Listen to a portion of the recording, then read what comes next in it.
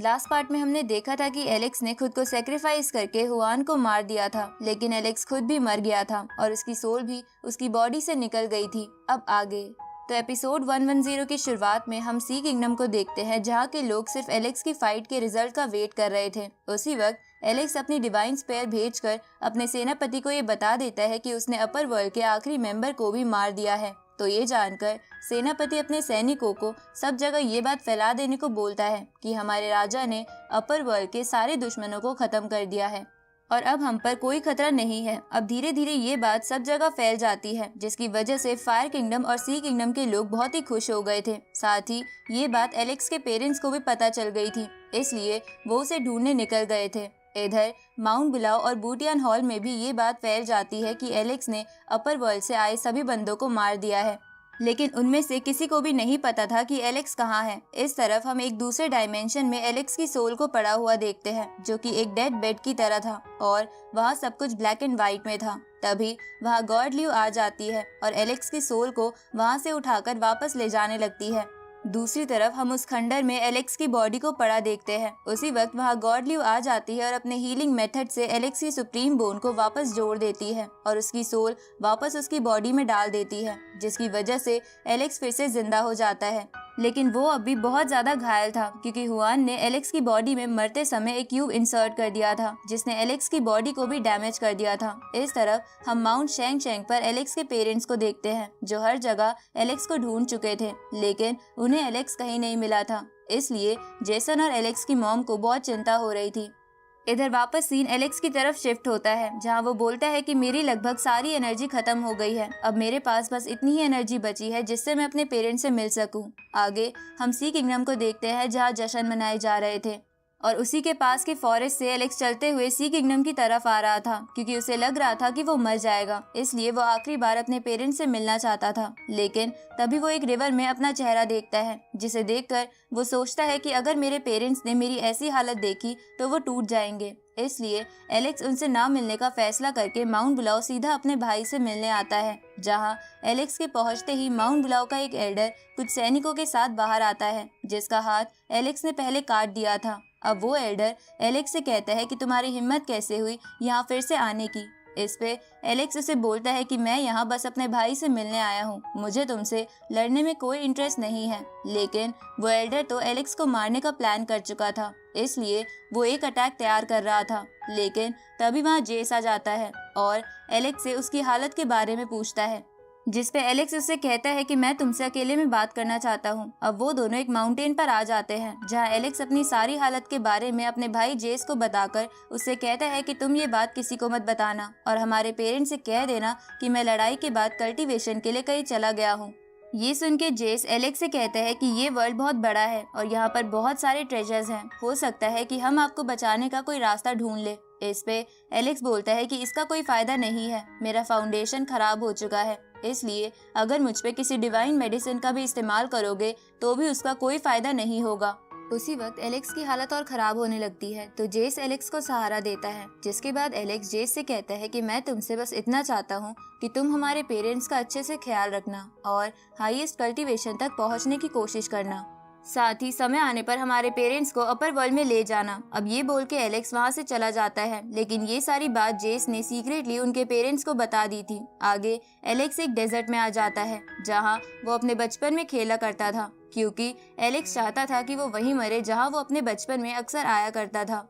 अब एलेक्स उस जगह पहुंच जाता है जिस जगह बचपन में एलेक्स अक्सर आके रोता था। अब कुछ ही देर में एलेक्स बेहोश भी हो जाता है। उसी वक्त वहाँ पर एलेक्स के पेरेंट्स आ जाते हैं और उसे वहाँ से माउंट बुलाओ ले जाते हैं, जिसके बाद माउंट बुलाओ के बड़े डॉक्टर्स एलेक्स का चेकअप करते हैं और एलेक्स के पेरेंट्स को अकेले में बताते हैं कि एलेक्स तभी बच सकता है जब उसकी सुप्रीम बोन को किसी और खास बोन से रिप्लेस करा जाए। ये सुन के एलेक्स के पेरेंट्स उस डॉक्टर से पूछते हैं कि हमें ऐसी बोन कहाँ मिलेगी।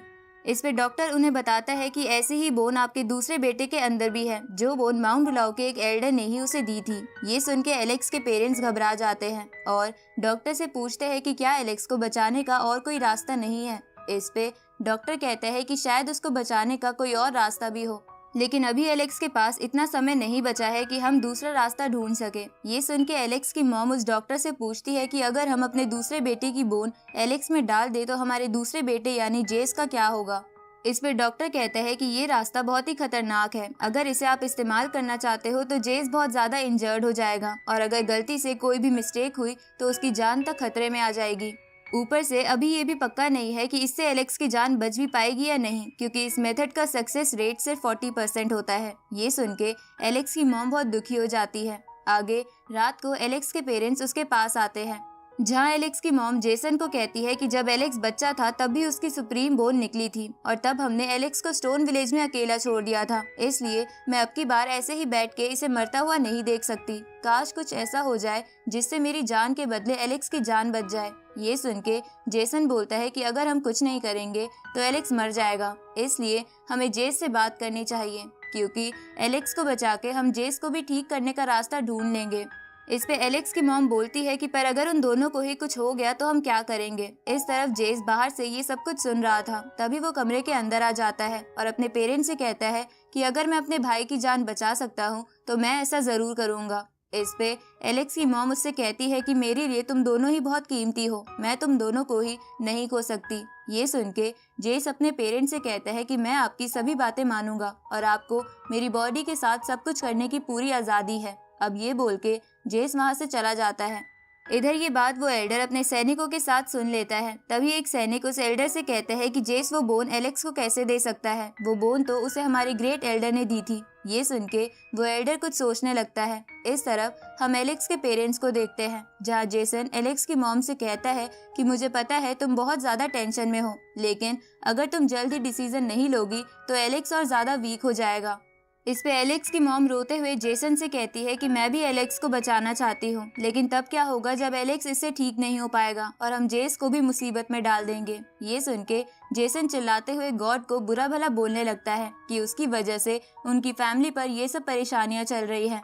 तभी वहाँ एक सैनिक आके जेसन से कहता है कि आपको एल्डर असेंबली हॉल में बुला रहे हैं। ये सुन के जेसन उसे गुस्से में बोलता है कि इस वक्त मेरे लिए मेरे बेटे को बचाने से ज्यादा कोई भी जरूरी काम नहीं है। इस पे वो सैनिक बोलता है कि उन्हें आपसे बहुत इम्पोर्टेंट बात करनी है। ये सुन के वो दोनों असेंबली हॉल की तरफ जाने लगते हैं।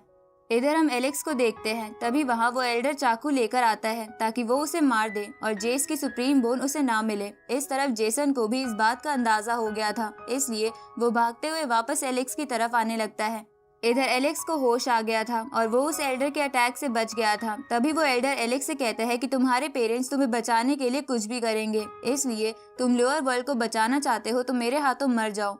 ये सुन के एलेक्स को कुछ समझ नहीं आता। तभी वो एल्डर एलेक्स को एक मुक्का मारता है, जिससे उसके मुंह से खून निकलने लगता है, क्योंकि वो बहुत ज्यादा इंजर्ड था। तभी वो एल्डर एलेक्स पर फिर से अटैक करता है, पर एलेक्स उसे इस बार बाहर फेंक देता है। तो ये देखकर वो एल्डर एलेक्स से कहता है कि तुम्हारे पेरेंट्स लॉन्ग टर्म के बारे में नहीं सोच रहे हैं, इसलिए अच्छा यही होगा कि तुम मेरे हाथों मर जाओ। ये सुन के एलेक्स उसे गुस्से में कहता है कि मैं अपने पेरेंट्स के बारे में बुरा नहीं सुन सकता, ऊपर से मुझे तुम्हारी इंटेंशंस बहुत खराब लग रही हैं, इसलिए तुम्हें मरना होगा।